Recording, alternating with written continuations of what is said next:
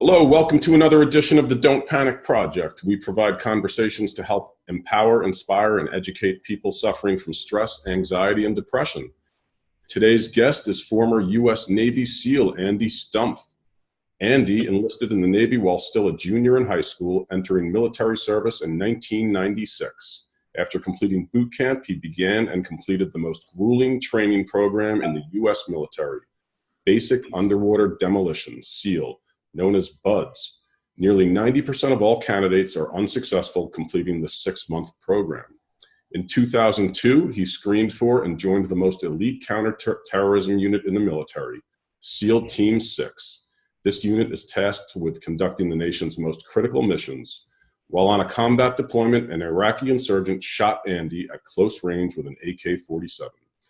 Doctors told him it would be years, if ever, before he recovered the use of his leg and returned to full active duty. In 2006, Andy returned to the Naval Special Warfare Center as the leading petty officer for second phase BUDS training. In 2008, he became the first E6 selection commissioned through the Limited Duty Officer Program in the history of Naval Special Warfare. Throughout his 17-year career, Andy executed hundreds of combat operations throughout the world in support of the global war on terror. He was medically retired in June of 2013. His awards and decorations include 5 Bronze Stars, 4 with Valor, the Purple Heart, the Joint Service Commendation Medal, the Navy and Marine Corps Commendation Medal with Valor, 3 Navy and Marine Corps Achievement Medals, 2 Combat Action Ribbons, and the Presidential Unit Citation. Although no longer wearing a uniform, Andy continues to fight for the SEAL community and their families. In 2015, he set 2 world records after jumping from 36,500 feet and flying over 18 miles in a wingsuit in an effort to raise $1 million for the Navy SEAL Foundation. So, what a mouthful. Welcome, Andy. It's really, really an honor to have you here. I just want to start out by saying, a heartfelt thanks for your service in the military and everything you've done for this country. I can't even imagine some of the things you've seen. So thank you for that. And thank you for being here. Yeah, thank you for the invite. And I'd say the vast majority of my service was definitely my pleasure. Not all of it, but damn near. Awesome. So let's kind of start from a little bit at the beginning here. You knew at a very early age that you wanted to be a SEAL. How'd you know this? Was there a particular event that formed this desire? Yeah, I get asked that question pretty often. I think it's anomalous or atypical for people to hear of somebody that young kind of having a desire of what road they wanted to go down in their life. When I got into the teams, it was a very common narrative. So I was surrounded by people who felt exactly the same way. I can't think of the exact event or what necessarily put me on that path. I know I heard about SEALs from my father, who served in Vietnam. He wasn't a SEAL, but he served alongside Vietnams. He was a gunner on a patrol boat, and obviously SEALs in Vietnam were usually starting their mission from the water, going on land and coming back to the water. So he was handling that aspect of it.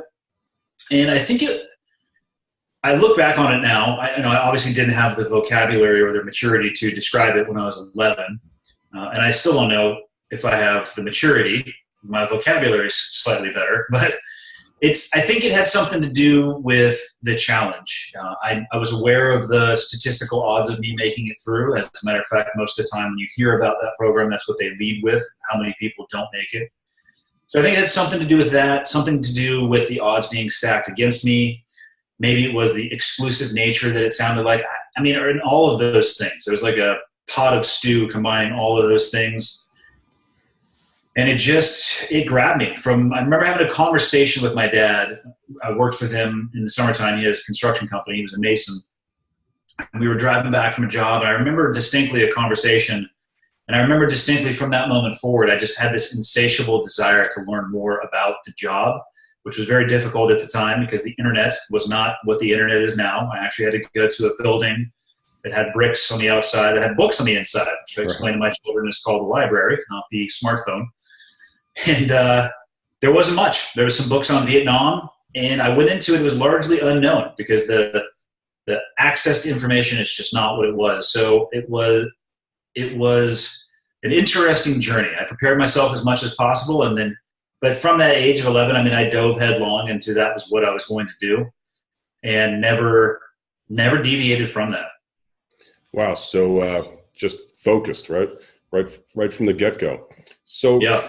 I think a lot of people are really curious what that training is like, training that only 10% of the people succeed at. So can you give us a little bit of a flavor of what it's like to go through the BUDS training?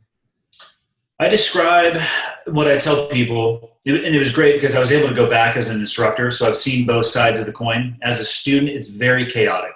As an instructor, you're making it very chaotic by design. And I'm sure it's the same thing in any of the first responder communities. When you first get through you're going to an academy of some kind, and you're like, why are we doing this? And then once you get some experience under your belt, you can look back and go, oh, that's why we do those things. We're trying to test for this or inoculate against that. But I just tell people when they ask me about BUDS that anybody can make it through one day of BUDS. And that's a true statement. Just like anybody could take a piece of sandpaper and you could swipe it across your knuckles. Now, can you swipe it across your knuckles every day for 180 days? That's the difference. It's a grind, both physically and mentally. You obviously have to have a certain level of physiological capacity, but they test you and they screen you for that prior to getting to the program. So everybody who steps in the door day one, from like a contractile potential, from a stamina potential, they have all of those things that they need, the building blocks. And where people fail most often, there are failures because people can't meet the timed run or the timed swims, but those are small. Most of the failures are people quitting, and that is a failure with what you have between your ears. And that's something that you can't tell by looking at people. And that's what the training program is designed to do. It's designed to find what you're not good at. It's designed to push you to the limit of what you're capable of tolerating. And that might be physically, from being a manner of being exhausted or hungry during Hell Week, where they keep you up for a week straight. Or it could be mentally, where we throw you into a swimming pool on an open circuit breathing apparatus, and I, as an instructor, get to restrict when you breathe. And the whole goal of that is to push you as close to panic as you can possibly get, to see if you can follow procedure or if you're going to allow the panic to take over and freak out. So there's something there for everybody. It's extremely physical, but it's extremely mental, and it's just a grind. It's not any one day that stands out. It's the day after day after day for 6 months that separates the wheat from the chaff in that particular program. So is there any specific mental training that they provide, or do they just kind of throw you into the pool? We're not there to provide mental training. You're there to select for an occupation. The training, certainly, any of the skill sets that we test on, there is ample training leading up to that. But I'm looking for people who have a baseline level of mental capacity, mental toughness, resiliency, and then we build upon that after we get through. The first third of the training program is really about trying to get people to quit. I would say the next 2/3 beyond a certain point, still extremely difficult. The standards are extremely high. We're still looking to push people to quit if they're uncertain of who they are or why they're there. But it becomes more about training the individual, and then we can start talking about tactics or techniques for developing the resilience, or and then slowly inoculating to stress. All of those things that you get very used to in that community, in that career. But first, we have to separate the people that don't belong. All right. So I definitely want to talk about that type of mental training in a couple of minutes. But begs the question, did you ever think of quitting? Were you close to quitting? If you were? Very common question. I did not. I had wanted to be there. Most guys will tell you exactly the same thing. The guys who make it through are the ones who are going to make it through. It doesn't matter. You just realize at some point, you're like, all right, I've never been this cold in my life. I don't think they can make me any colder, so whatever, bring it. I'm really hungry, but I'm still going, so bring it. I'm really tired, but I don't know if they can make me any more tired. You get to a point where nothing that they're going to do is going to make you quit. So you just embrace the suck and you move on an inch at a time. So, it's just like you're just numb almost to the physical pain. It's just you've reached your breaking a point. pain hurts, right? So Right. you're not numb to the pain. You come to the realization that the governor for what you're capable of doing is not your body, it's your mind. Gotcha. So moving on past now the training, and now you've made it into being what's the technical term? So you're a SEAL, but you're a BUDS graduate. So BUDS graduate. This is another one. If you graduate BUDS, you are not a SEAL. That is, the emphasis on the acronym BUDS needs to be on the B. It's basic. And after that, you got about another 18 months to 2 years of training to actually learn how to do your job. Because again, BUDS is a selection course. It's not a training course. And so you're a BUDS graduate, really. And then you get to a SEAL team. Well, the way I went through is I went to a SEAL team and I went through another, like I said, 18-month training pipeline, took a very robust verbal and practical test about all of the skill sets required. And then finally, I received my trident, which is the pin you wear on your chest. It designates you as a SEAL. They change your NEC or Naval Enlistment Classification in the computer system. You'll show up as a 5326, which is the designator for a SEAL. Now they have it right after BUDS. Each team used to run that additional training. Now they have a training command for both East and West Coast teams. You graduate BUDS, you go to that training command. At the end of that pipeline, everybody is issued their trident, and then you go to your respective team. So it creates a level playing field and a level template, so everybody's playing off the same playbook, both East and West Coast. Gotcha. So, all right, after you moved on, you mentioned that they do start to incorporate some mental training. So obviously some mental training for, high stress situations. So can you explain what some of that training is like? I don't know. I wouldn't describe it as where we sit down in a classroom and say, all right, guys, today we're going to focus on the mental aspect. Like I said, the training in BUDS, the selection portion of BUDS, is extremely difficult. And I would say the biggest reinforcement or the best tool that we use is threshold training, and then sometimes training to failure. And you have to be careful with this, especially when we get new guys at a SEAL team. It's not hard to overwhelm somebody who's brand new. And I'm sure in your occupation, if you get somebody straight out of an academy, it would take you about 2 minutes to get somebody completely overwhelmed with too much information. They don't know how to prioritize that information, and they are going to fail because they don't have enough experience.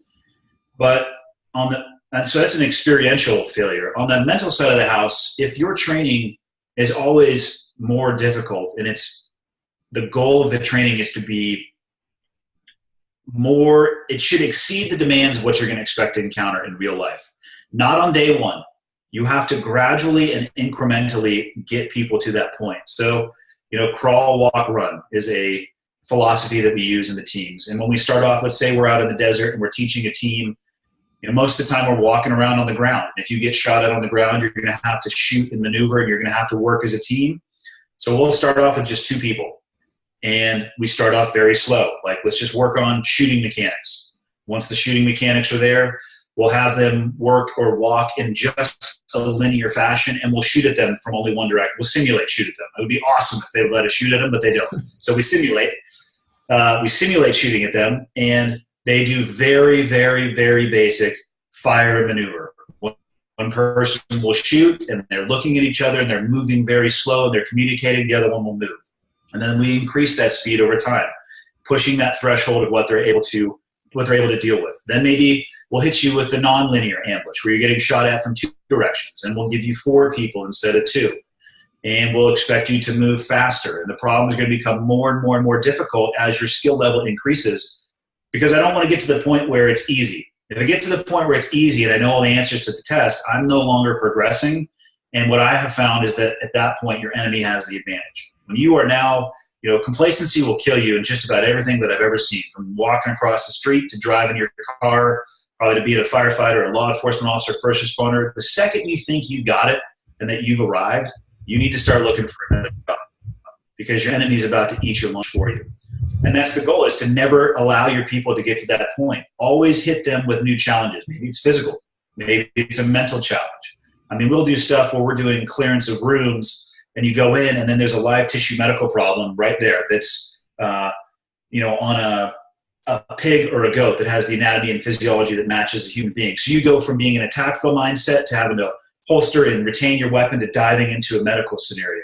And if you did that day one, guaranteed failure, especially on a new person. So that's the way that we work our way up to that. We'll do medical training. We'll do house clearance training. We'll do a bunch of house runs. We'll do a bunch of medical training. And then it's going to show up in an environment where you don't expect.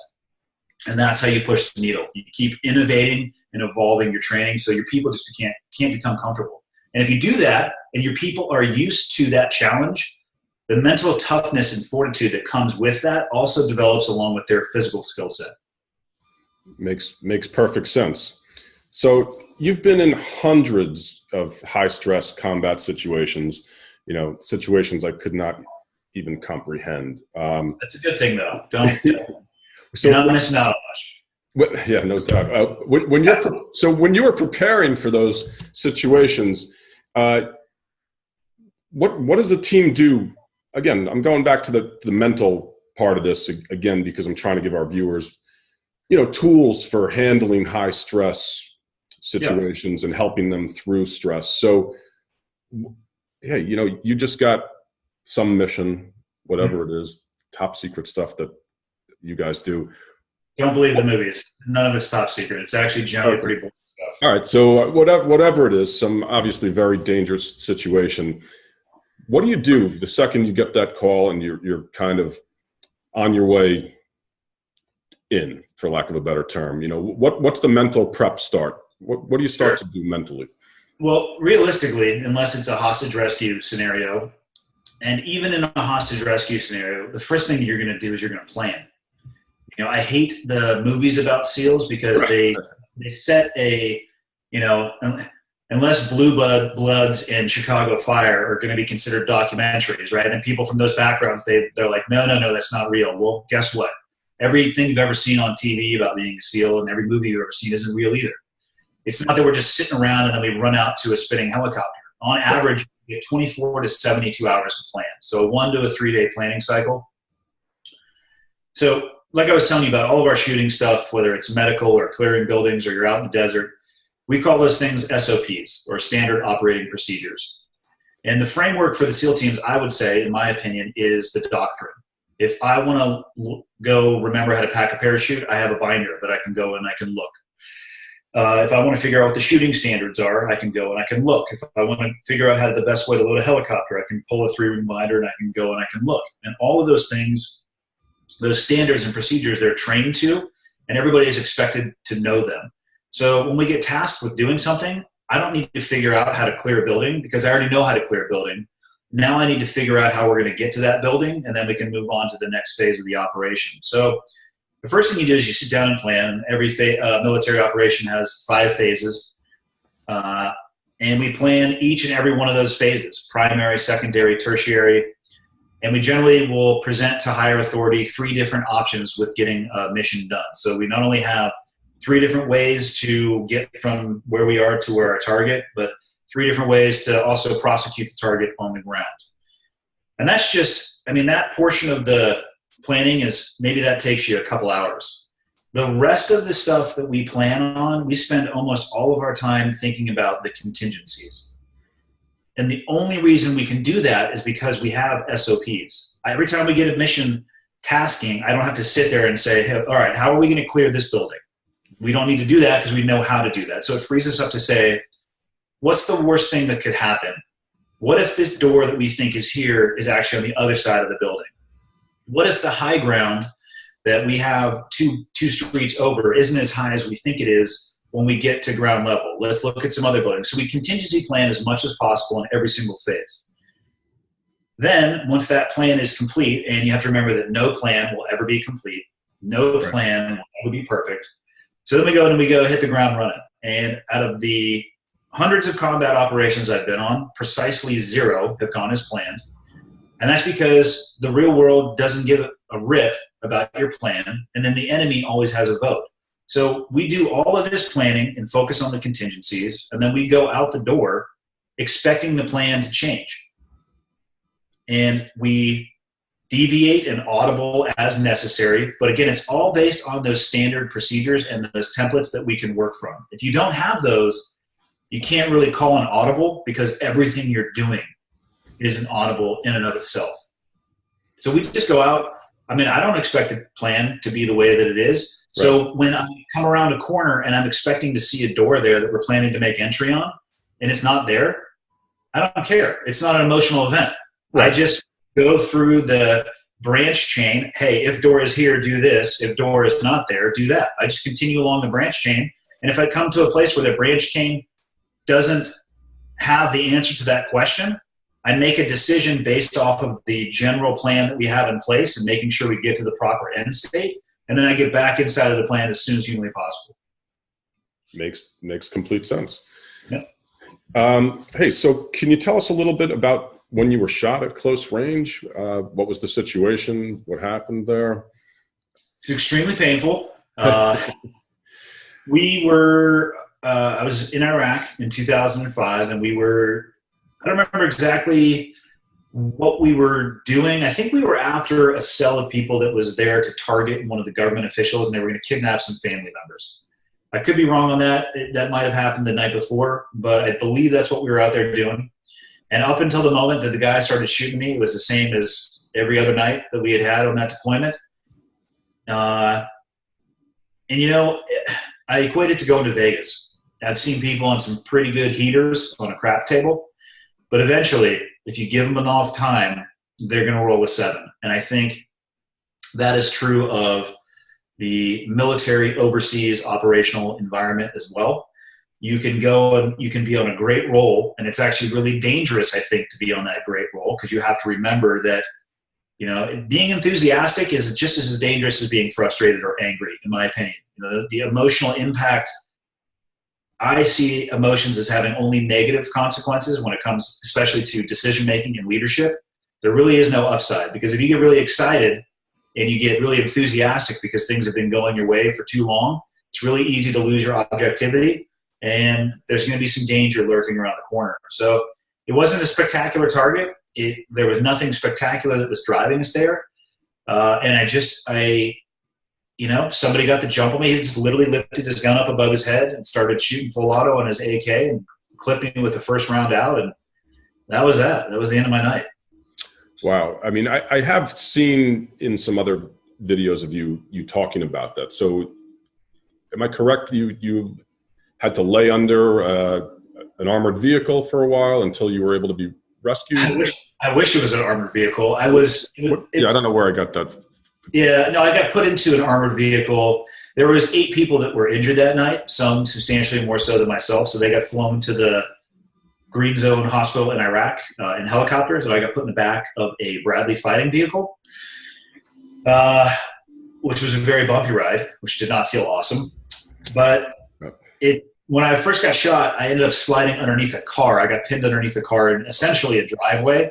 And a buddy of mine came and pulled me around the corner. And then after that, I got drug out of the courtyard and put into that armored vehicle. So how long were you laying under the car before your buddy was able to come and get you?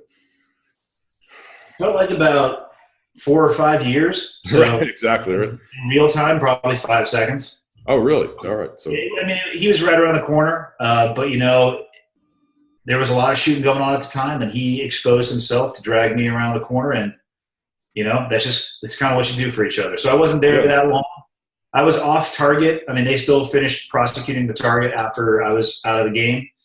I would say we were there for another 40 minutes before I got loaded into the Bradley. And then I don't remember how long the drive was to the Green Zone, maybe another 40 minutes. Right. Let me ask you, so what's going through your mind at that point? I mean, did you think of the potential of dying while you're on that ride, or you know what's going through your mind? My initial thought, the round hit me high up on my hip, basically came in directly from the side, and it felt like immediately my leg went numb, like when you smash your elbow and you hit your funny bone, just multiply that by like 1,000-fold down my entire leg.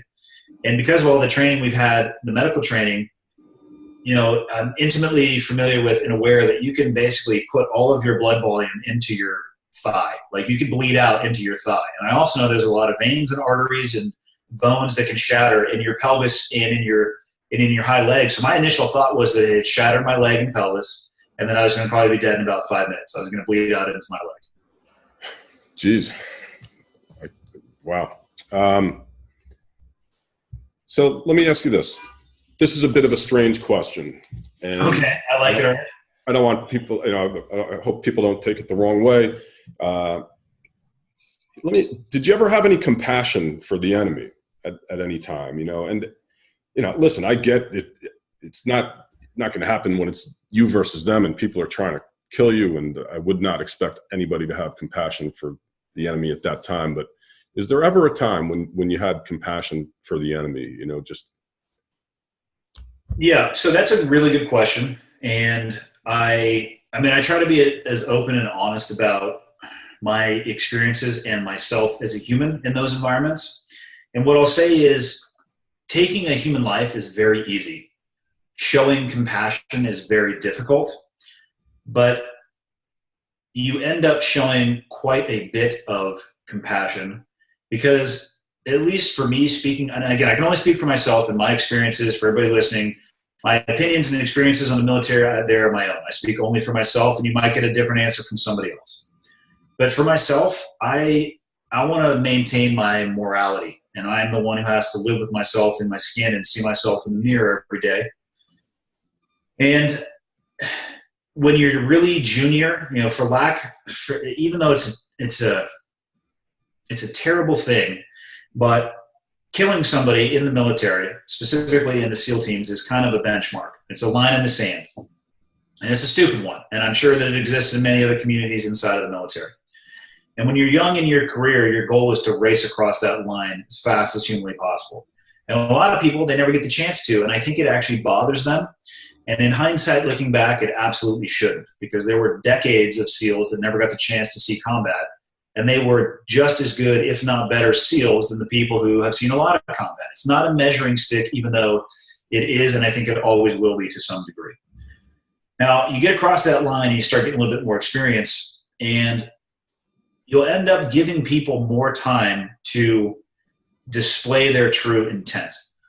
Overseas, we have to meet one of two criteria. One of them is hostile intent or a hostile act. Hostile act is very easy. Somebody's shooting at you. Hostile intent could be somebody's carrying ammunition, or somebody has a gun who's not actually shooting at you, but they're maneuvering on you. If you can meet those two thresholds, or one of those two thresholds, in addition to you always have the inherent right to self-defense that's in the ROEs, or the rules of engagement, you can justify your behavior and your actions based on black and white. But that doesn't justify them to you as a human being. And some people don't have a problem with that, and others, maybe they have a problem with that. The more experience you have, at least for myself, I would accept slightly more risk. And by that, I would describe that as being compassionate towards the individuals that we were engaging with. They're directly shooting at me, that's a black and white rote decision. But if it was anything other than that, I would give them another second or another half of a second to display to me their true intent. And that is compassion, because the easiest thing to do would be to take a life. Right. And that's not always the right thing to do. It's easy to do from a physical perspective. It's hard to do from a moral perspective, right, especially over time. It adds up, the ounces become pounds over time. And it's something that you need to deal with either shortly thereafter or some point in time in your life. But compassion is essential in that environment. And I actually, maybe people won't understand this, but I respect the people that we were fighting against. I don't agree with them. I don't want them to continue their life, but I respect the fact that they're willing to fight for it. And, I don't like the term warrior, but one soldier sees another one, and I think there's always going to be that mutual respect there, whether they're wearing the same uniform or a different one. Right.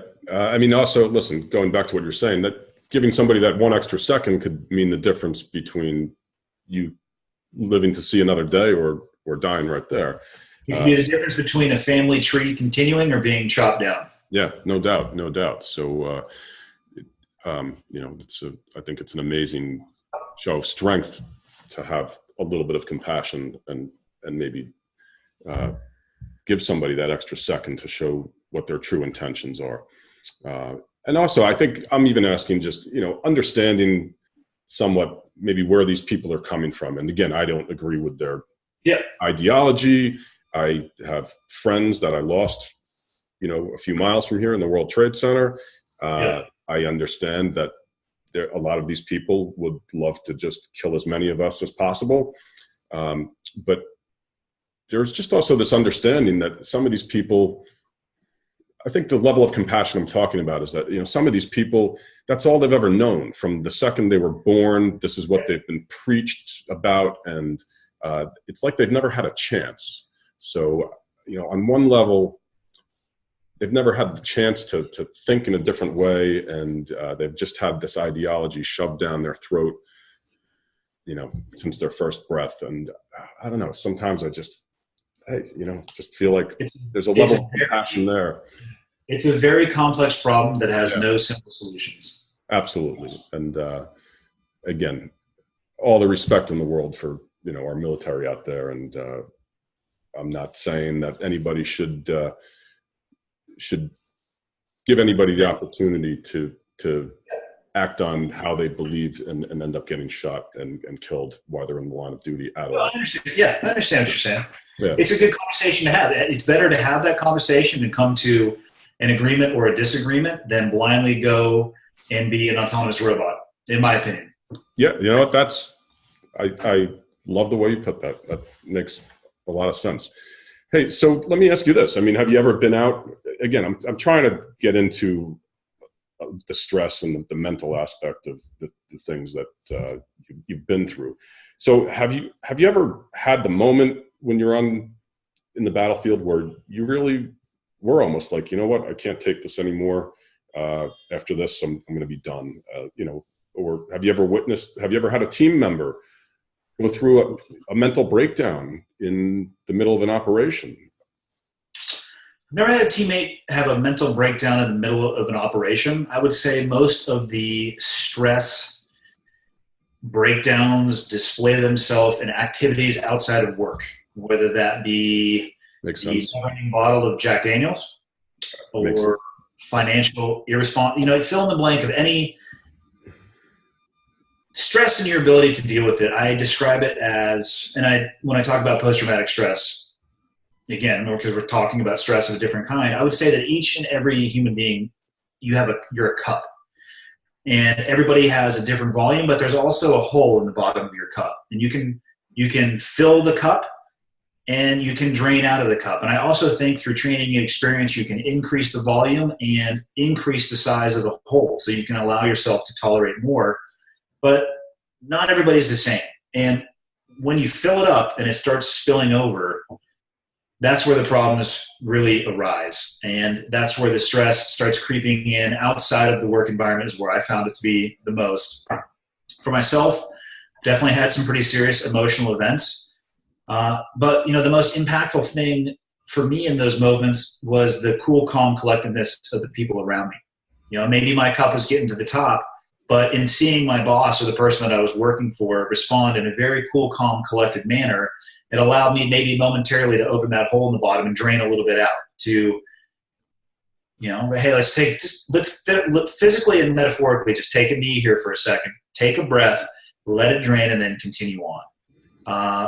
What I did it was very stressful. And there were certainly moments, if anybody tells you that they were never afraid or they were fearless, they go into the category of human being called a liar. And those things though never made me want to not do the job. I never was like, this is it. Like, this is the last mission and I'm going to quit after this. It was just, again, because of the training and how hard we train and we try to replicate that level of stress in training. It's the way it was. Gotcha.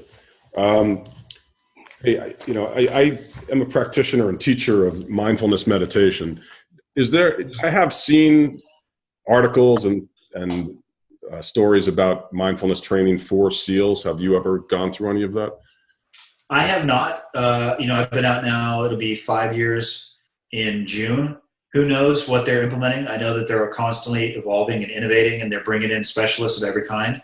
Right. For all I know, it's part of the baseline training right now, but I'm out of that community long enough that I'm a little bit out of touch with what they're doing for absolutely current type of training.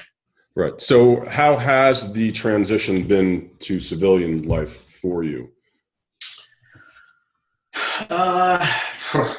Sometimes it's good, sometimes it's bad. I do miss the job. I would say I think about the job for sure every day. I think I probably miss the guys more than the job itself. Fortunately, for me, when I look back at the stuff that I did most of the time, I'm chuckling to myself at the hilarious things that happened both in training and in overseas. But there's also, the mentality that you develop from working in those environments. It helps in the civilian world. I mean, if you had to have me choose between two types of people, somebody who came from my background or somebody who came from a background, and I don't mean anything negative on the academic world because I have almost no experience with it whatsoever. I graduated high school barely. But from what I can see and from what I'm seeing from both sides talking about it, and I saw it a little bit when I was a BUDS instructor, so you have a choice between somebody with my background and that type of training and that type of mental attitudes towards approaching problems and stress versus somebody who was raised being told that they're special and that they're unique and that they're, the world owes them fill in the blank or they're entitled to fill in the blank. Maybe those people, when they first started off, had the same potential, the potential of what they could do with their life, but they're on two divergent paths. They're no longer parallel. And I'm going to go with the person who has been taught and comfortable with actually seeking stress and discomfort as opposed to avoiding stress and discomfort because they think that the world should be bubble wrapped and have rounded corners. And if you think about it, I mean, that's really the only way you can grow as a person. I mean, is to step outside of a comfort zone. If you stay in that bubble, you're never going to grow. And the bubble's artificial. I mean, the environment that you're in, I guess you could make artificial to respect that bubble. But if you leave your front door or that controlled environment, or you work in an industry that has contacts throughout the world, nobody else cares about your bubble. They're actually going to look at it as a point where they can manipulate you, and it's going to be a disadvantage for you and an advantage to them. And where that's being lost and why people don't understand that, I don't know.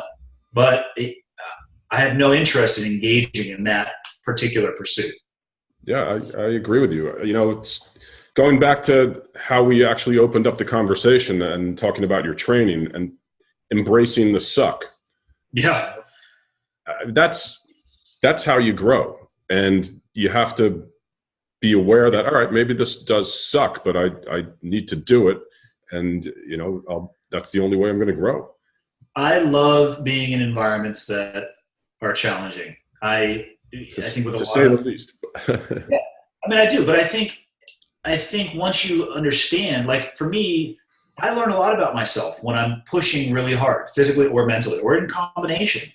I like having a high heart rate. I like being challenged. I like being at the limit of what I'm able to do. And more importantly, I like knowing where my limit is so then I can work towards pushing that limit even further. And I just don't see that as being the norm. Maybe it is. I don't know. I mean, I live in a town now of 22,000 people, and I don't talk to 21,999 of them. So maybe I'm surrounded by people with the same mentality, but I have the sneaking suspicion that I'm not. Hey, so just to talk a little bit more about some of the things you're doing now in your civilian life. Yep. Let's talk about you. Next chapter. Yeah, next chapter. So, you're raising money for SEALs and SEAL families, and you recently broke the distance record for flight in a wingsuit.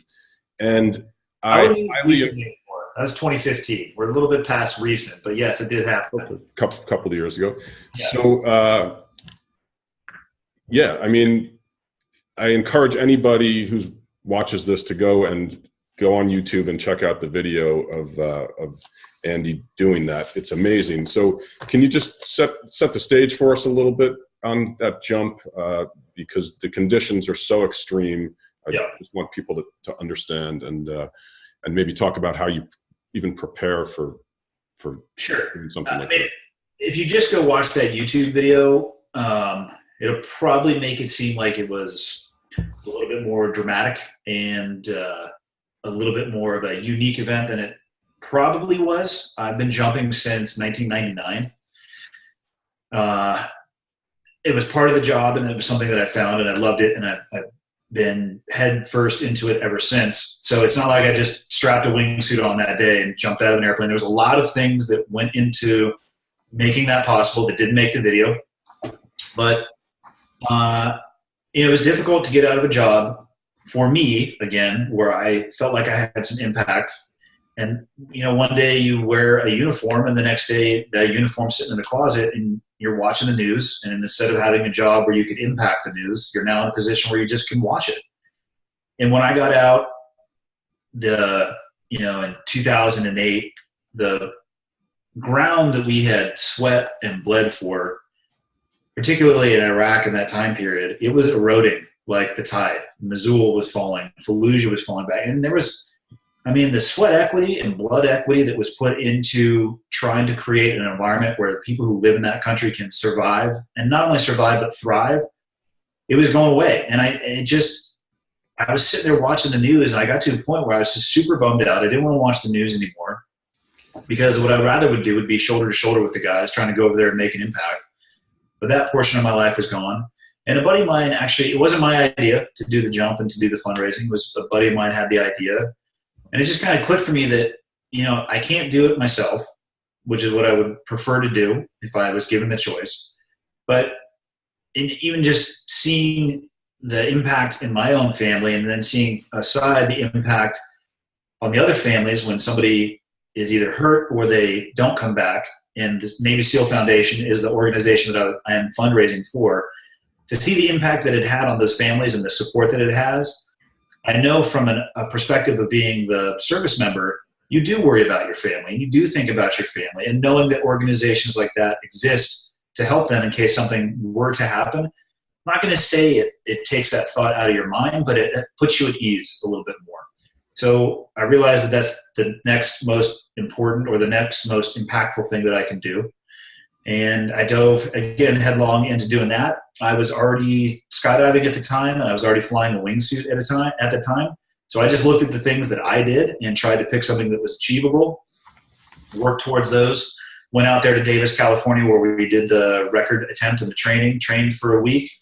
And by the time I got into the airplane, the wingsuit was not new. The oxygen system wasn't new. The only difference was we were going substantially higher than we had gone in our training jumps. But in theory, it was really the same thing. So like I said, the video can make it look like the video is designed to make it look more dramatic and exciting. Sure. But, that's what I knew how to do. So that's what I did.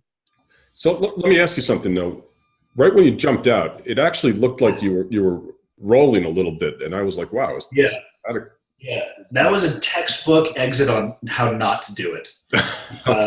That airplane going that high, it was at the absolute limit of its service ceiling. It was actually well beyond the published limit for that type of aircraft, where they had modified engine, all sorts of stuff. So the pilot, when you're practicing at lower altitudes, because we're wearing a wingsuit which has a lot of fabric, the pilot will actually pull back the engine a little bit, so there's not much wind coming by the door. It just makes it easier for the person jumping to get out of the airplane, and there's less risk that you'll fly up into the tail. Well, he couldn't do that at that altitude. And looking back, the only thing that I would change about the week leading up to it is I would just have him simulate those faster airspeeds, because I basically jumped out and my suit is very large. And for the first few seconds, the suit was flying me instead of me flying the suit.